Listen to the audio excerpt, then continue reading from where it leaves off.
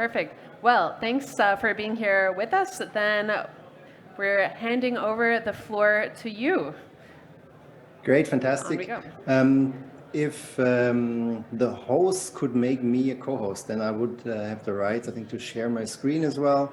I think it might already work. There we go. Yeah, so you should, we tested before, so you should see split screen now on the one part, my presentation, on the other part, me. Yeah, thanks again for inviting me. I hail from Germany. We are based in southern Germany, in Karlsruhe. We're the National Institute for Science Communication. I'll start with a few words about myself, my own background, and then lead you through the talk. So I'm a scientist too. I'm a biochemist by training. I did my PhD at the Max Planck Institute for Biochemistry in Munich, then continued doing a couple of postdocs. My last one was in Barcelona in Spain. And during my time there, I got annoyed by how people communicated about stem cell research, how the German news media reported on stem cell research. And in a way to vent my anger, I started writing a blog. And that was sort of my foot in the door of science communication. Over the year, I published maybe 500 articles, and my interest in science communication grew to the extent that after my postdoc was finished, I basically said, okay, let's try to professionalize this field of science communication. So the first thing that I did is that I had a little software startup. Essentially, it was an app. It worked like Tinder, so you could swipe left and swipe right. But rather than swiping potential matches for dates, you would swipe academic papers. So you could say relevant or not relevant, and this in turn would improve the matching algorithm. So you would get daily new and relevant, potentially relevant papers through this app. In a way, that's also science communication. However, only for within the academic environment. And that's deliberately not what I'm going to talk about today. So today is about communicating to the outside world, so to say. This app maybe existed for a year or so. I didn't get any follow-up funding. I then had an agency for science communication. So we were still based in Barcelona, and we basically supported large collaborative research projects, mainly European projects, in their communication, dissemination, outreach activities. So we were the one-stop shop, basically, to create strategies, write communication strategies, and then implement them as well. And I moved back in 2015 to Germany to join the National Institute for Science Communication.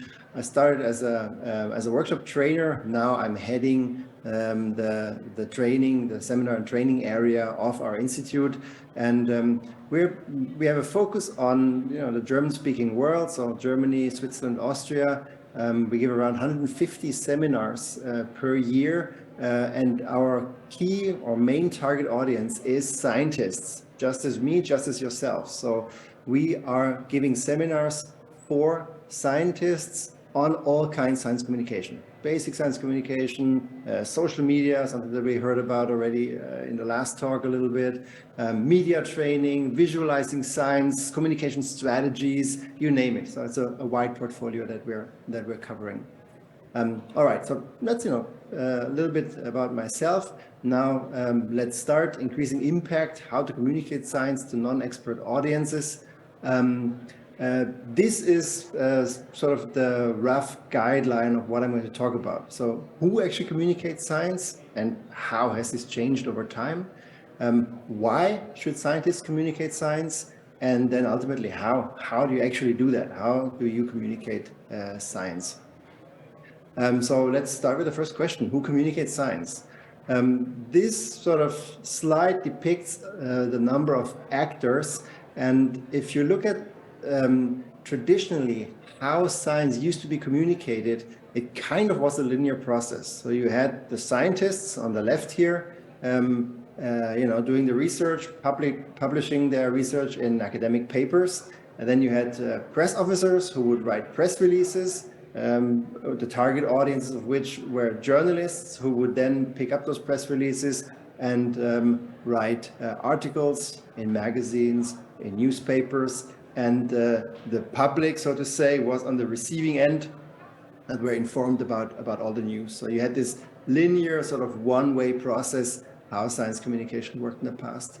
Now this has dramatically changed, particularly due to the rise of online media, of social media. So now if you look at scientists, obviously, you still publish your research in form of academic papers, but in addition, scientists now have a much more direct route to other target audiences. So, within a few minutes, you can set up a Twitter account or an account on Mastodon or half an hour to set up a blog and start writing about your research. You can engage on like websites, news websites in the comment section with other people.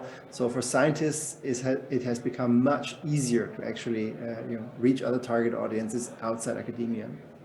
For professional communicators, in the past press officers, the field has also changed and advanced quite a bit over the last 2 decades.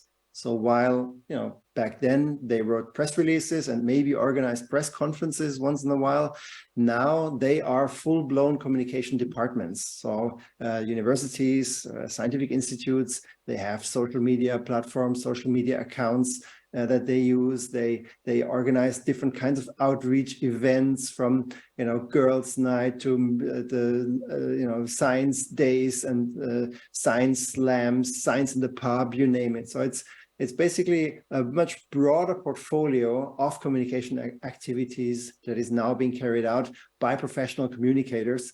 In a way, this is actually a rising job market also for scientists to move into the professional communication space.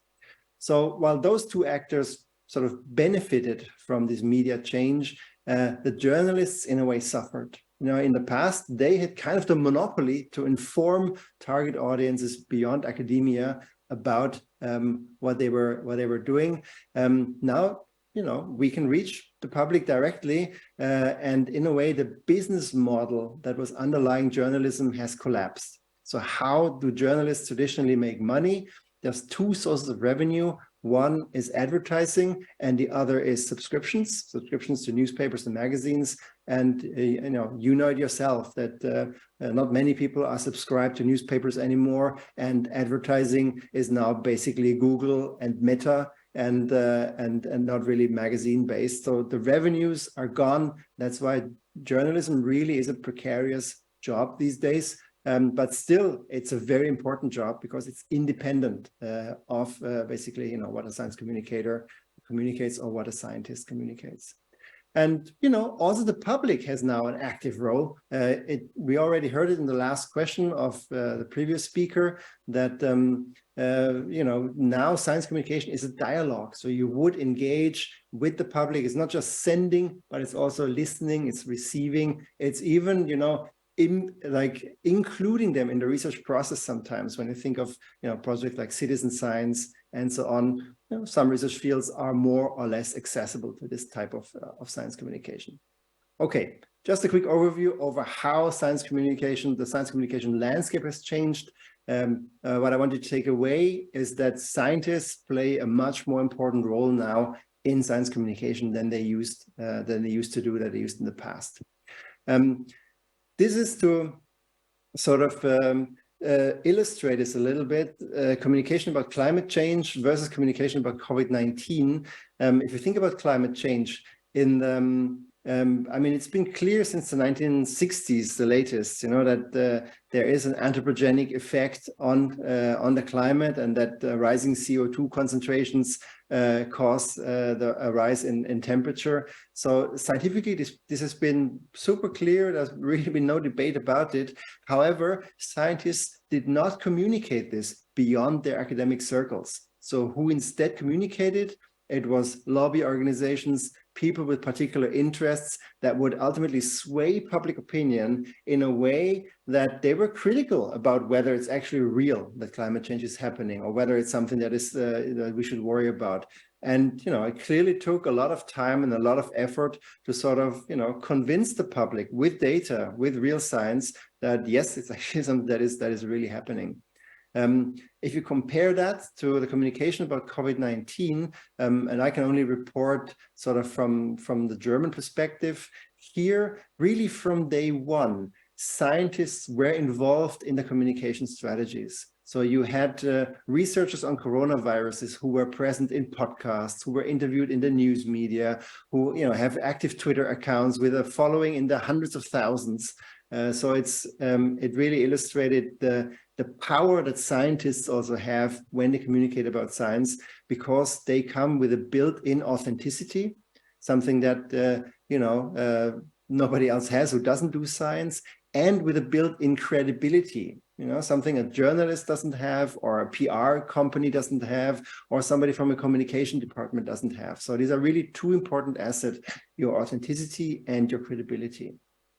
All right, so why should scientists communicate about science in the first place?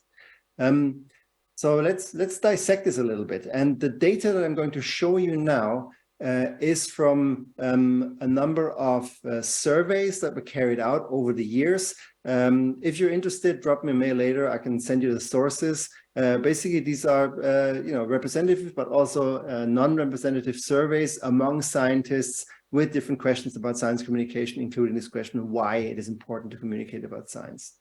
The main reasons are 87% see it as their moral duty to communicate. So what does that mean? Actually, when I ask this question in my seminars, like, why should you communicate about science? One of the first aspects that always comes up is, I want to give back to society. So scientists are traditionally funded by public money, taxpayers' money, and scientists feel an obligation to sort of give back to society by communicating their research. So, publishing a paper is fine. Publishing open access is even better. Anybody can sort of download it.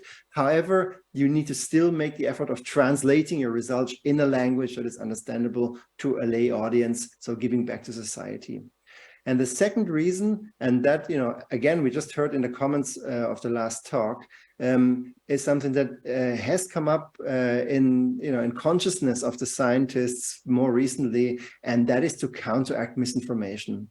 So what I hear in my seminars is that scientists realize that it's not enough to just stand at the sidelines and point fingers and say, oh, but what these people are saying is not true, like some homeopathy peddler or climate change denier, or I don't know what, vaccine anti-vaxxer. But scientists see it increasingly as their duty to actively participate in communicating and actually saying, look, this is how science sees it. This is the way how science works. This is how scientists think. And so to basically just be a counterweight, a counterbalance to the ubiquitous misinformation, which you evidently see on social media, for example. All right, more reasons. 73% see personal benefits in public engagement.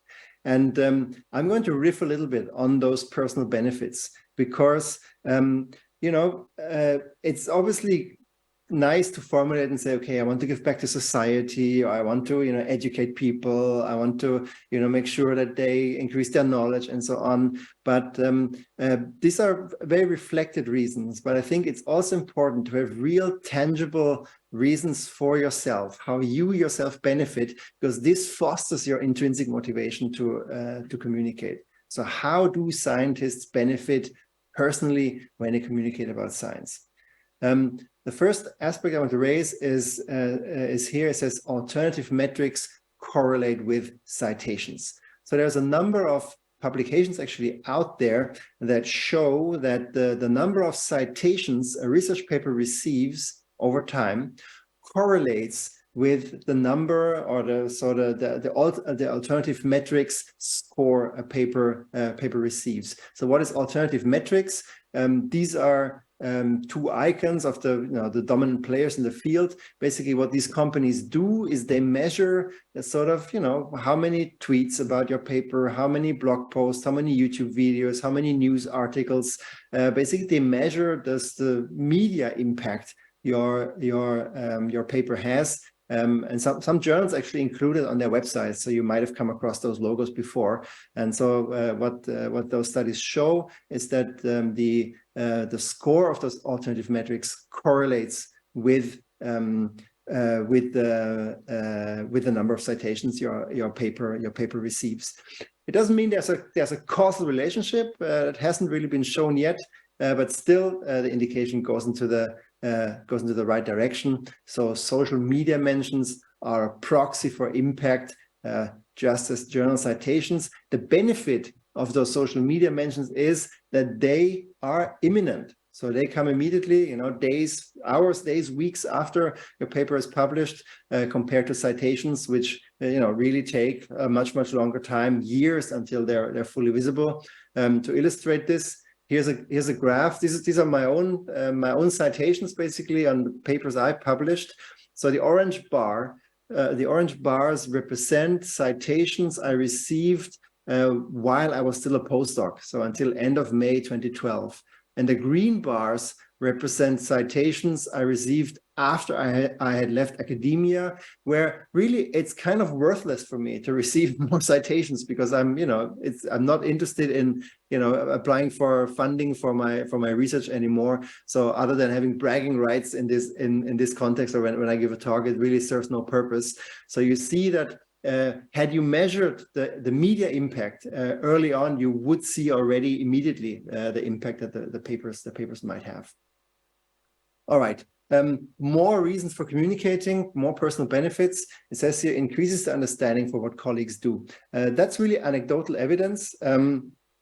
Basically, what they did is based on a study, which is unpublished, but what they did is they surveyed a couple of large collaborative research projects in Germany, surveyed their communication activities and tried to measure the impact. So they asked the scientists, so what had the biggest impact of your communication? And dominantly, the scientists responded that actually now I understand much better what my collaborators are doing, because they made the effort to actually explain it in simple terms, explain it in an accessible way. So you have this nice side effect that even other scientists from adjacent research fields, collaborators, colleagues, just understand better what you do, and potentially interact with you, collaborate with you, leading to more successful research projects. Two more reasons. It is considered in hiring for academic positions, and we see that more and more, that the reason behind it is universities are basically, competing with other universities on a global level for bright minds. And if you have a scientist who is communicating actively, her or his communication activities fall back on the department, fall back on the university, and kind of give them an advantage in this global competition. Therefore, sort of, putting them in an advantage for bright minds, for bright heads. And ultimately, it helps recruiting talent. And I've seen that too. Many scientists, be it junior researchers who just started a lab, maybe, they post on Twitter, hey, we got an open PhD position, or we got a postdoc position open. And these get, promiscuously shared on social media. And therefore, you might get, more applications, higher quality applications of people who might be interested in your research. All right, the personal reasons, how you tangibly can benefit for communicating your research. How much do scientists actually know about that? And the answer is, well, it depends where you are. So in Germany, the question was, so does communicating science have a positive effect on your career? And in Germany, it was, maybe half who said, yeah, I fully agree or mostly agree. And the other half was undecided or actually disagreed with that.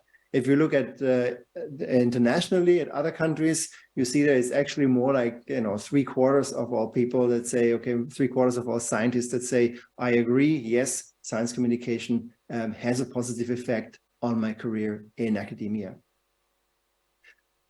Good. Additional reasons, 87% had positive experiences when communicating, and 86% say it's fun to communicate science. And ultimately, I think this was really my personal reason why I, wrote my blog, why I maintained my blog while I was a research scientist. My day job was being in the lab, pipetting, carrying out experiments, analyzing data. And then when I would get home, I would, write those articles, publish articles. And let's face it, science is a job, doing science is a job where you don't really get any recognition for what you do. Even when you publish a paper, it's just, a feeling of relief that it's off your desk. But when you communicate science, when you run a Twitter account or you run a blog and you see that people like what you write, people share what you like, they comment on your blog posts, it is sort of, this instant dopamine hit that you get. And I think, analyzing it now with some distance, I think that really was part of the reason why I started and why I also stuck with communicating science, because it's really good for you to do it as well. All right, let's also address let's say the negative aspects, the hurdles for science communication. This was also asked in this survey, and the results are scientists would engage with the public if they, first of all, were invited to do so. So that basically, is a call to all communication departments to not only look to the outside and say, okay, how can we, organize the next outreach event, or how can we run a better Twitter channel, but actually also look to the inside, communicate within your institutions, activate scientists, come with offers, lower the hurdles for scientists themselves to actively communicate, assist them wherever you can, because as we mentioned before, scientists have this built-in authenticity and credibility that other actors really don't have in that way. Then there's the reason scientists would engage with the public if they found the time and got recognition. And in a way, I think both of those points are related. So let's face it, if there was recognition for science communication activities, scientists would also find the time to do it. And this is actually something that many people are thinking about, people are working on as well, how to establish mechanisms for recognition. In academia, you would normally measure citations or published papers, and you could, apply for positions with the number of citations or with, the type of paper that you published. Science communication activities don't really count in that way. So there's still, some ground to be covered. There's still some solutions to be found. However, what we see is that funders, so it's kind of in a top-down way, funders sort of actively encourage scientists to include communication strategies in their grant proposals. So there is this top-down way that basically funders would give you more money if you include science communication in your research process as well. And ultimately had more training. So again, this is where we come in as the National Institute for Science Communication. We basically cover this blind spot. We provide training, science communication training specifically for scientists. Again, a survey result here. How are training options for science communication at your own institution? That is kind of a bleak picture where you see that maybe 20 to 25% only say that the conditions, the training options are good or very good. And so the bulk of this, the 75%, is kind of the market that we are addressing, where we work for institutions, research institutes, universities, and provide training in science communication. All right, enough about why. Let's come to how do you actually communicate science? And I'm sure you heard about that already in the previous talk. Maybe I'll just rephrase it a little bit, and you see how much that matches up with what you heard before. So this is a tool that we at NaWik, at the National Institute for Science Communication, that we use virtually in all our seminars. It's kind of, we call it the NaWik Arrow. It's kind of a framework for science communication. And what it says is that if you consider those 5 aspects in your communication activities, at least you're not really missing out on any important points. So aim, like, what are your goals? What are your communication goals that you want to achieve? Audience, who is in the target audience, style, how do you communicate, what's the appropriate style for the medium, which channels do you use, which sort of platforms do you use to communicate, and topics, which topics are suitable for science communication, which topics work for the target audiences, and so on.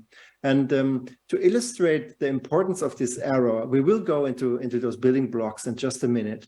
But to illustrate the beauty of this arrow, we can even try to apply it to academic publishing. You could say, okay, academic publishing, the audience for papers, for writing papers is other scientists who are in my research field or in adjacent fields. The medium is a scientific journal. The style is very scientific, like involving jargon, involving the scientific terms that need to be there to publish a paper. And the topic is the latest research. My aim is, for example, get cited for the work that I'm publishing. So you see, it works for academic publishing, but it also works, for social media. Say you start with medium would be Twitter audience. Now think about who would be your target audience on Twitter. The communication style. What are particular styles for Twitter? What are topics that work on Twitter when you talk about your research or about other things? And think about what is actually your aim. Like, why would you actually communicate about science? And the why we just talked about. Okay, the NaWik arrow. Let's go into detail. Target audiences. Usually, as scientists, we communicate with peers. So we publish papers, we give presentations, talks, in lab meetings. We poster presentations at conferences, and we're trained in that. But the science communication that we're talking about is basically this society or the general public in quotes. And I put it in quotes because it is important to realize that these are diverse target audiences. It's not just one general public, but these are many, many smaller audiences. And the clearer you know who is in your target audience, who do you want to reach, the easier it is to actually communicate effectively. So do you have specific stakeholders in mind that you want to reach? Maybe representatives from industry or from some organizations or medical doctors or patients or anybody who you can identify as a journalist, for example, as a group of stakeholders that you want to reach. And if you want to go beyond that and engage with parts of the public, it helps to segment them. It helps to say, okay, what is the target age? Is it school children who I want to address, or is it the elderly? Where are they based? Is it, are they locally around my institute, or are they nationally distributed, or even internationally? And what is their background? Are they trained in science, or are they, do they have professions that are really far removed from science? So these kind of questions are important to ask yourself and to answer. And that in turn influences, obviously, the communication style, the topics, the aim maybe, and all the other 4 building blocks of the NaWik arrow. So target audience. Let's talk about media. So here I listed a few social media. And the question of one of these survey was, which of these social media do you use actively for science communication? I should say this survey is a couple of years old. So what we have as a dominating medium here is Twitter. And I think this is still true. Twitter is really a relevant medium for scientists to communicate, followed by Facebook, YouTube, Instagram, an own blog, maybe podcast and Reddit. And you can already see, even though this is literally 2 years old, this diagram, it already is dated. I mean, Facebook is maybe less of a relevant medium by now. Instagram, I would say, is much more relevant. And there is no LinkedIn there. LinkedIn, I think, is also a relevant medium for science communication. So the media landscape is constantly changing. Therefore, if somebody asks me, like, what's the right medium to do science communication, I rather tend to answer, choose the medium where you feel comfortable, where you enjoy communicating, where you're familiar with, maybe where you already have an audience, and use that. and be prepared that it might change. TikTok's also not on there at all, yeah? And there is great science communication on TikTok. All right, media, communication style. Now let's stay with that sort of simplified graph for a minute. What you see here is a sort of a semi-scientific diagram with two axes. On the x-axis, you see involving emotions. On the y-axis, it says expressing opinions. And where those axes meet, it says factual. And in this corner, there's a figure that is, basically representing a scientist. And the scientist is sitting there in her comfort zone. This means that the way how you usually communicate, with your peers in academic circles is factual. It doesn't involve emotions. It's not about expressing opinions. It's about facts. It's about data. It's about statistical significance. That's where we're at home. That's where we feel comfortable, in our comfort zone. Now, what this diagram says is that in order to communicate well, good science communication requires you to move on those axes. So it involves expressing opinions. So if you have an opinion on a topic based on scientific data, of course, please express it. Please, have a judgment on something, say, yes, I think like that because of this and this. So you're allowed to pass judgment, to express your opinion in good science communication. It involves emotion. This doesn't mean that everything needs to be overly dramatic all the time, but involving emotions means tell stories, for example, or, just share your enthusiasm. Why are you enthusiastic about what you're doing? And it also means listening to potential emotions that your target audiences have. So are there some fears of certain topics in your target audience? Are they angry about something or annoyed about some issues that you can address in the way how you communicate about your topic? So it involves moving on those axes, basically taking a step towards the target audiences to communicate well. Now, there's a third zone in this diagram. It says here unscientific extremes. And that is really something that I already mentioned in one of the first slides. Out there are sort of, the anti-vaxxers, the homeopathy peddlers, the climate change deniers, and so on. These people are usually highly opinionated, very much involving emotions. Yeah, my grandmother's friend died because of the vaccine, but are completely removed from anything factual, removed from a factual basis. So the question is, how do you engage with those people? How do you communicate with those people out there? Now, the goal of communicating with those people is actually not to convince them. It's not going to happen that they say, oh, okay, now that you explain it to me, I see that you're right. And I also fall into the, fall in the field of reason. It's not going to happen. But it is important to be this rational, logical counterweight to the voices out there for the majority who is undecided, who is sitting on the fence. And if they only hear of one voice, the non-scientific voice, the unscientific extremes, they are more likely to fall on that side. Whereas if they hear both sides of the story, they are more likely to fall back on the side of reason. And so again, it comes back to this duty to counter misinformation by communicating science.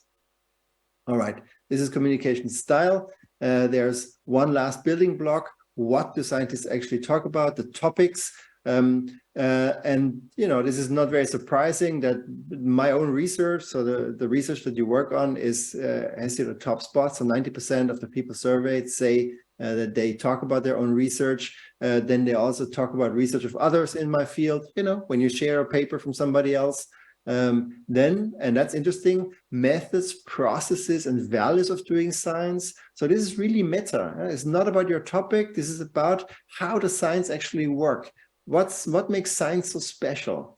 And then the societal consequences of my research. So really, being with the target audience, what is the impact of what I do, and the general importance for science, of science for society. So basically, be brave and go beyond just your research topic. When you want to talk about science, it is allowed to choose any topic that you like. Okay, so call to action, and I'm almost coming to an end to my presentation here. What can you actually do immediately? The first sentence here is the first couple of sentences. Write a summary of your next paper for non-experts and prepare engaging images conveying your core message, so the core message of your research. So why is this important? Let me illustrate it like that. You usually spend years doing research and months analyzing the data and writing up the paper and more months getting the paper through the review process. Why not spend a couple of days after the paper is accepted for publication and write something that is accessible to non-experts, maybe prepare an engaging image and increase your impact greatly by reaching people outside of the few academic colleagues who would otherwise read your paper. So it's a very small amount of work that you need to invest in order to potentially reach a wide range of people with the science that you're doing. Communicate with your press office. Find out who works there. Get to know them, and maybe if you have a small Twitter account, they might be aware of you and share your next tweet, and so therefore you might grow your audience a little bit. Be on social media. We mentioned already the top networks. I think right now I would say Twitter, LinkedIn are relevant media. Instagram, if you have an idea how you want to use Instagram for science communication, and Mastodon is again something that is growing. But I feel that Mastodon is maybe more about scientists talking to other scientists on social media.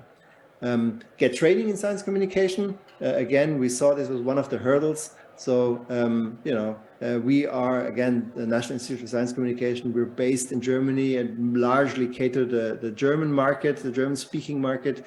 But, just find out what other organizations are there. Maybe your own institution provides training in science communication. Maybe you can design a training program yourself and train other scientists in communicating science. All right. With this quote, that good science communication is a dialogue on eye level with the target audience. Again, this is something that we already heard in the last talk. With this quote, I want to end my talk. I thank you for your attention, and I'm really happy to take some questions if you have any. Thank you so much, Tobias. Now, do we have any questions from the audience? Yes, we do. Right here in the front. Hi, thank you for your presentation. So how would you say, what are the biggest challenges when communicating science with non-experts? I think it really depends, first of all, on your topic, and it depends on the target audience. So if your topic is, for example, involves a lot of animal research, that's just a challenge in itself. That the stuff that you work on, the topic that you work on, might just be very challenging to communicate. Whereas if you do, just some, basic research on particle physics, the challenges are that nobody understands what you're actually working on, and it's difficult to find stories to tell there. So it really depends on the topic that you want to convey, and I think what I see in terms of when you talk about effective science communication, what I see is that people mostly fail to think about what do they actually want to achieve with their communication. So to have a clear aim, like why am I doing this? This helps you to focus communicating, and it also fosters your intrinsic motivation when okay, this is actually why I'm doing it, and maybe you can actually measure if you progress or if you reach something. So answering the why, I think, is something that I would also put out there. I hope I addressed your question a little bit. Thank you. Do you have any more questions from the audience? Yes, right here. Hi, yes, thanks for your talk. So we all know that in the press, everybody loves space and dinosaurs. But a lot of us here, we work in optics, lasers, that sort of thing, which doesn't necessarily, at least to a scientist, translate well into a good story. Do you have any advice for getting started on something that doesn't lend itself well to the public immediately? Yeah, again, I can only, I don't think there's a general answer to this, but what sometimes, or what works is maybe sometimes you have you get images out of your work that are just beautiful, and that might work, even without, having all the complicated message behind it. So sometimes, I mean, there's this saying that, a picture tells more than 1,000 words. And I think for science communication, that's true in the sense that a scientific image might actually attract many viewers. You see that with space, for example. I mean, just to see some kind of, colorful nebula there, nobody knows the science behind it, but the beauty of the image in itself works. And the other thing is to tell a story of the people behind the science. So that it's actually not about the research findings, but it's about the road to success or failure, like the challenges that you faced, what it's like to do science, to tell a story, to show the face of the scientists as well, to see them in action. I think the process of science is something that that can and should be communicated more, and that works particularly well for those non-accessible subjects. But again, it's really specific to each field. Perfect, thank you. And that's our time, and that's all we have for now. So thank you so much, Tobias, for joining us remotely. Wish you were here next time, though. And for all of our audience, if you have any questions for Tobias, make sure to connect online, social. We've got his email here as well. So thank you again, Tobias. Thank you. It was a pleasure.